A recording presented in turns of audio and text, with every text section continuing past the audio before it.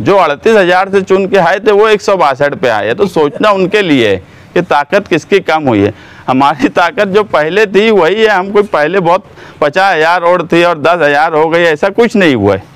हम 2012 में भी जब 6,000 वोट लिए, हमारे दम पर इलेक्शन लड़े, कारपोरेशन इलेक्शन में हम 32,000 वोट लिए। कारपोरेशन इलेक्शन जब हम 2000 उसके बाद अपने उस पर लड़े थे तो 32,000 वोट 2012 में हम लिए थे, हमारी 4 सीट आई थी। तो इलेक्शन की नवैयत अलग अलग होती है। कोई इलेक्शन, एक इलेक्शन का रिजल्ट का दूसरे इलेक्शन में फ़र्क पड़ता है, ऐसा मैं नहीं मानता। देख रहे हैं अब तक न्यूज़ चैनल।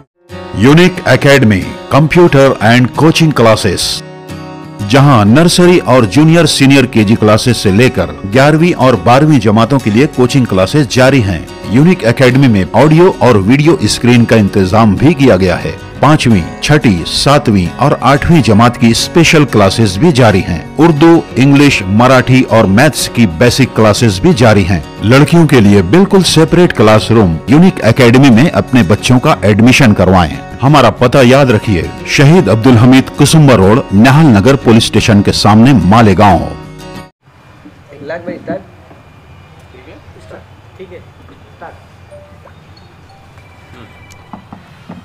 आज प्रेस कॉन्फ्रेंस बुलाने का मकसद ये है कि असम्बली का रिज़ल्ट आ गया, वो शहरियान के सामने है। हमें इस शहर में नाकामी मिली, मगर जो सरसरी एक जायज़ा लिया गया तो उसमें ये एक बात समझ में आई कि लोग हमारे मुद्दे, हमारे इशूज़ और जो हमारा काम काज रहा है, लोगों ने वो पसंद किया और एक बड़ी तादाद ने वो पसंद किया। मगर इस शहर में ये जो हो रहा है कि जो लोग काम नहीं करते उनके ताल्लुक़ से 5 साल तक लोग उनको बुरा भला बोलते, उनको गालियाँ देते, वो फ़िरका परस्तों से मिले हुए रहते। कहीं ना कहीं ये सब बात को बुरा माना जाता। मगर कोई भी सियासी लीडर हो, वो मैं रहूं या कोई दूसरा रहे, अगर हमारी बातें या सियासी लीडरान का काम काज का तरीका लोगों को बुरा लगता है और वो उसको बुरा मानते हैं, तो जब तक इस शहर में वोट की शक्ल में उनको चोट नहीं दी जाएंगी, उस वक्त तक मालेगांव शहर के मसाइल हल होंगे ऐसा हमको नहीं लगता। तुम किसी को भी कितना भी बुरा बोलो, कितना भी गाली दो, मगर जब उसको तुम वोट दे देंगे तो उसके लिए वो गाली और उसको बुरा बोलना कोई मतलब या कोई मायने नहीं रखता। सियासी लीडर के लिए वोट ही उसकी ताकत होती है, और अगर उसको वोट मिल रही है तो उसको कहीं से ज़रूरत नहीं है कि वो कोई काम काज करे या किसी भी तरीके से वो जो लोग चाहते हैं उस तरीके का शहर में कामकाज हो।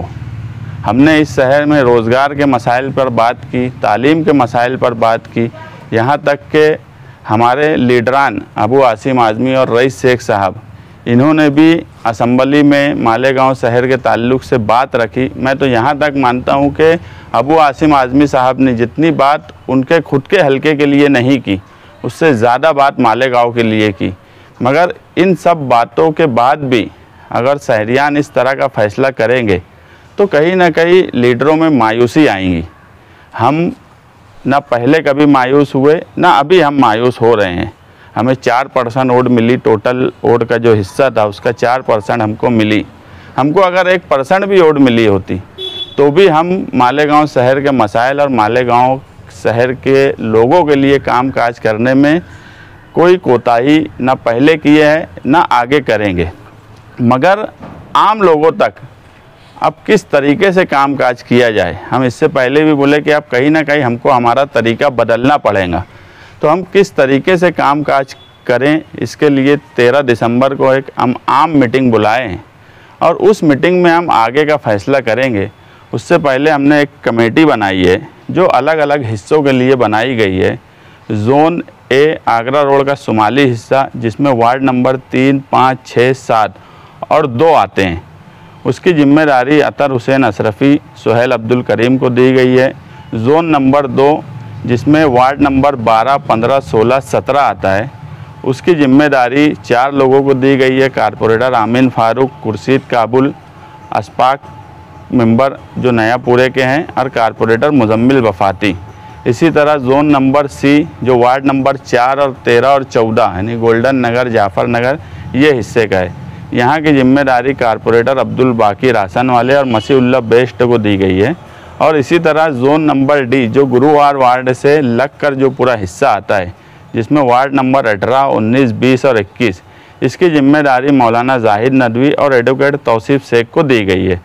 ये लोग जो है इन सब वार्ड में जो हमारे लोगों ने काम किया है और जो आम लोग हैं, जो शहर के बुनकर हैं, सरकर्दा अफराद हैं, जो शहर के ताल्लुक़ से 5 साल फ़िक्रमंद तो ज़रूर रहते हैं, मगर जब इलेक्शन आता है तो उस वक्त फ़िक्र करने की ज़रूरत सबसे ज़्यादा होती है। उस वक्त वो सिर्फ़ और सिर्फ बिरादरी के उसमें बढ़ जाते हैं। और आने वाला वक्त जो है, हमने माजी में देखा है कि मालेगांव शहर के साथ मुसलसल नाइंसाफ़ी हुई है। इससे पूरा शहर इनकार नहीं करता कि आउटर का जो हिस्सा है, वहाँ के जो मंत्री हैं, उन्होंने कुछ मतलब इस हिस्से के लोगों से मिलकर इतनी ताकत से इधर का फंड और इधर के जो भी सरकारी दफातर थे वो उस हिस्से में ट्रांसफ़र कर लिए। और आने वाला वक्त कारपोरेशन इलेक्शन का है। हमें कहीं ना कहीं लगता है कि इस मर्तबा जो है उससे ज़्यादा ताकत से फ़िरका परस्त इस शहर को, ख़ास तौर से मालेगांव सेंट्रल को लूटने का काम करेंगे। जो मुस्लिम हिस्से की आबादी है उसमें जो सहूलत थी उसे ना इन 5-7 सालों में मिला और ना आगे मिलने का हमको कोई चांस लग रहा है। इसलिए हम आने वाले इलेक्शन में हमारा रूल इस तरह का रखना चाहते हैं कि हम ऐसा हिस्सा अदा करें इलेक्शन में कि फ़िरका परस्तों की ज़रूरत कारपोरेशन में ख़त्म हो जाए। वो किस तरीके से होगा वो ये कमेटी के लोग अलग अलग हिस्से में मिलकर बातचीत करेंगे। हम 2 चीज़ आने वाले वक्त में आम आवाम में लेकर जाने की कोशिश करेंगे। एक तो ये कि फ़िरका परस्तों की ज़रूरत नदी के उस पार की जो पार्टियां हैं, जो हमारा 80% फंड लेकर चली जाती, ऐसे लोगों की ज़रूरत आने वाले कारपोरेशन में हमको ना बचे। और ये हमको लगता है कि इसमें सबसे अहम रोल अगर कोई निभा सकता है तो वो मालेगांव शहर की समाजवादी पार्टी निभा सकती है और हम उस तरीके से कोशिश करेंगे। दूसरा, बिरादरीवाद के नाम पर ये शहर जिस तरीके से 15 सालों से बढ़ रहा है, हमने उस पर ध्यान नहीं दिया। हमने इशूज़ पर, हमने लोगों के कामकाज पर, इस पर हमने ज़्यादा फोकस किया, लेकिन उसको हम किस तरीके से ख़त्म करें इसकी कोशिश हमने नहीं की। और ये नतीजा था कि हमको इतनी कम वोट मिली। ये सिर्फ़ और सिर्फ बिरादरीवाद होने की वजह से हुआ। तो वो किस तरीके से ख़त्म हो, या हम क्या रूल ऐसा हमारा रहे इलेक्शन में, किसके साथ हम किस तरीके का रूल अदा करें, ये हम तय करेंगे ताकि बिरादरीवाद ख़त्म हो। और शहर काम काज को लेकर शहर के जो हालात हैं, इससे मैं फिर बोलता हूँ कि मालेगांव शहर में जो सरसरी हमने एक जायज़ा लिया उसमें ये बात बिल्कुल साफ़ हुई कि शहर के हालात बिल्कुल ख़राब हैं और शहर तामीर और तरक्की के नाम पर यहाँ कुछ नहीं हो रहा है। फ़िरका परस्तों ने इस शहर में जो होना चाहिए था वो होने नहीं दिया। और इससे पहले भी हम यही बोलते थे कि फ़िरका परस्तों ने अपना तरीका बदल लिया है। अब वो लोग जो है हमें बुनियादी सहूलत ना मिले, हमें कोई ऐसा सरकारी दफातर जो इस हिस्से में कामकाज के लिए हो वो ना मिले, इस तरह की फ़िरका परस्ती की जा रही है। और शहर की मिल्ली शनाख्त जो है उसको ख़त्म करने की कोशिश की जा रही है। और आज जो है सरकार में जो महायुति बीजेपी की सरकार बनी है वो बहुत मजबूत सरकार बनी है। और इतनी मजबूत सरकार के बाद फैसले अब उससे ज़्यादा मालेगांव शहर के लिए ख़तरनाक साबित होंगे, क्योंकि आप देखेंगे पार्लियामेंट का जो इलेक्शन था वो कहीं ना कहीं उसके रिज़ल्ट को भी महाराष्ट्र में एक इशू बनाया गया। मतलब मालेगांव को टारगेट किया गया। बार बार नीतीश राणे जो है, जब कमज़ोर सरकार थी, मिली जुली सरकार, कभी कोई इधर आ रहा, जब कोई उधर जा रहा, उस वक्त मालेगांव शहर को मुसलसल टारगेट किया गया। अब बहुत मजबूत सरकार के साथ जब सरकार बनेगी तो हम ये मानते हैं कि महाराष्ट्र में सबसे ज़्यादा टारगेट मालेगांव शहर होगा। और ऐसे वक्त में अगर हम खामोश हो गए तो मालेगांव शहर में कोई कुछ करने वाला नहीं। लोग फ़िरका परस्तों के जूते संभालने में मस्त रहने वाले हैं। इसलिए हम आम लोगों में फ़िरका परस्तों के ख़िलाफ़ किस तरीके से लड़ा जाए और हमारी जो बुनियादी ज़रूरत है या हमारा जो हक है वो हमको किस तरह मिले और आने वाले इलेक्शन में बिरादरीवाद किस तरह ख़त्म हो, इसकी कोशिश करने वाले हैं। फिरकापरस्तों के खिलाफ लड़ने की बात कर रहे, पूरा इलेक्शन आपने दबदबा, क्रिकेट खेलने उधर गए, लोगों का हौसला बढ़ाया, शिवाजी मुजस्समे पे धरना दिया, मालेगांव का खोया बेकार वापस लाएंगे, ये सब बात की, फिर घूम फिर के आप वहीं आ गए, तो मसला क्या है ये? नहीं, आगे कैसे बढ़ेंगे आप? मैं एक बात क्या बोला, दो बातें हमने, जो बुनियादी बात जो आप बोले कि फिरका परस्तों की बात, दबदबे की बात, हम इस पे इलेक्शन लड़े, ये बात बिल्कुल सच है। हमारी कैंपेनिंग भी इस पे थी, ये भी बात बिल्कुल सच है। ये हो सकता है कि हमको जिस तरीके की कोशिश करना चाहिए थी उस तरीके की हम कोशिश नहीं कर पाए। आम आवाम को जो बात हमको समझाना चाहिए था वो हम उस ढंग से नहीं समझा पाए। उसकी बुनियादी वजह जो सरसरी हमको लगी वो बिरादरीवाद हो गई। लोगों ने हमारे, देखो इलेक्शन दो किस्म का होता, एक इलेक्शन ये होता कि किसी के खिलाफ वोट देना, और एक इलेक्शन ये होता कि किसी ने हमारे खिलाफ वोट नहीं दी।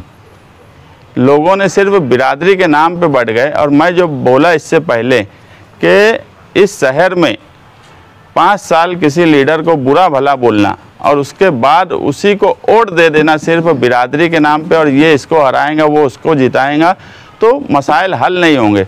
मगर मैं जो बोल रहा हूँ कि वो सवाल इसलिए कायम है कि आज अगर वो सवाल नहीं हो सका तो आने वाला वक्त कारपोरेशन का है, और कारपोरेशन के ही इलेक्शन और कारपोरेशन में ही बैठकर सारे फंड और सारी सहूलत उस हिस्से में गई है। और आज महाराष्ट्र में भी मजबूत सरकार है और आउटर के मंत्री जो है वो पीछे से ज़्यादा मजबूत आज हो गए हैं। तो हमें कहीं ना कहीं ये डर है कि फिर वो सब चीज़ें इस शहर में होंगी, तो हम अब उसको और अच्छे ढंग से लोगों के सामने लेके जाएंगे और लोगों को समझाने की कोशिश करेंगे। मुस्तकिम भाई, असेंबली इलेक्शन का नतीजा आया, जो इलेक्शन जीतने वाले उनके करीबी हरीफ वो कोर्ट जाने का ऐलान किए, क्या आप लोग भी इस पर गौर कर रहे हैं? नहीं, अब वो कोर्ट जाने का ऐलान किए तो ये तो वही बता सकते कोर्ट वो जाने वाले हैं। आमतौर पे कोर्ट जो भी इलेक्शन में जाता है, इलेक्शन पिटीशन फाइल करता, तो एक उसका कायदा ये है कि जितने लोग इलेक्शन में हिस्सा लिए रहते वो सबको पार्टी बनाना पड़ता। तो अगर वो कोर्ट जा रहे हैं तो वो तो हमको भी पार्टी बनाएंगे मुखालिफ में, क्योंकि हम भी इलेक्शन में एक हिस्सा लिए, तो उस वक्त हम देखेंगे क्या करना है।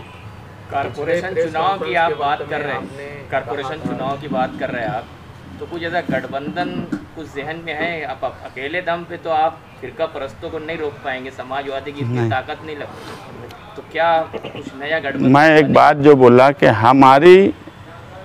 हमारा रूल कारपोरेशन के इलेक्शन में ये रहने वाला है कि हम नदी के उस पार की ज़रूरत इस बार ख़त्म कर देंगे, ये रूल हमारा रहेगा। कॉन्फ्रेंस के दौरान आपने कहा था कि हम दुश्मन नंबर 1 कौन है ये तय करने में हम चूक गए। हाँ, बराबर बात तय है। करेंगे कि क्या है, और आपने कमेटी भी बनाने का ऐलान, क्या ये हमने एक सरसरी, मैं बोला कमेटी बनाई थी, सरसरी रिपोर्ट आई, अब जोन वाइज हमने जिम्मेदारी दे दी है, और 13 तारीख को जो आम मीटिंग बुला रहे हैं उसमें ही हम, हो सकता है उस वक्त तक हमारे पास रिपोर्ट आ जाए और हम दुश्मन नंबर 1 कौन है शहर का वो हम उस मीटिंग में डिक्लेयर कर सकते। सियासत में कोई किसी का मुस्तकिल दोस्त और दुश्मन नहीं होता, निहाल साहब परसों बोलते रहे, तो कोई ऐसा मामला रखेंगे या फिर कुछ नया रास्ता? मैं एक बात बोला कि आने वाले वक्त में हम इस शहर से बिरादरीवाद किस तरीके से ख़त्म हो ये कोशिश करेंगे। दूसरा कि हमारा जो रूल है वो हर हाल में ऐसा रूल हमारा कारपोरेशन इलेक्शन में रहने वाला है कि जो उस हिस्से की ज़रूरत है वो ख़त्म करे, और हर इलेक्शन का तरीका अलग होता। आप देखेंगे पार्लियामेंट इलेक्शन जब हुआ तो महाविकास आघाड़ी महाराष्ट्र में जिस तरीके से चुन के आई, कोई बोल नहीं सकता था कि महाविकास आघाड़ी 50 सीटों के अंदर आ जाएंगी। 4 महीने के बाद असेंबली का इलेक्शन का जो तरीक़ाकार था, लोगों की सोच थी, वो बदल गई। पार्लियामेंट के इलेक्शन में जो मालेगांव शहर ने 2 लाख वोट दिया, वही पंजे निशान पे 7,000 वोट दिया। तो इलेक्शन, हर इलेक्शन दूसरे इलेक्शन जैसा नहीं होता। जो आप बोले कि यार नहीं ऐसा लगता कि कारपोरेशन के इलेक्शन में हम लोग कोई बहुत ताकत से आ सकते हैं, तो कारपोरेशन के इलेक्शन की नवैयत बिल्कुल अलग होती है, असेंबली की बिल्कुल अलग होती है। असेंबली में 2 उम्मीदवारों ने बिरादरी के नाम पर अपने आप को अलग अलग हिस्से में बांट लिया, और ये इलेक्शन में जो सबसे बड़ी वो हुई इलेक्शन शुरू होने से 2 महीना पहले मौजूदा एमएलए ने जो अंसारी बिरादरी का नाम लेकर जो बात बोली, वो कहीं ना कहीं दूसरी बिरादरी को भी एक साथ होने में ताकत का काम किया। तो आप देखेंगे कि हमारा कोई नुकसान इलेक्शन में नहीं हुआ, हम जो थे हम वहीं हैं।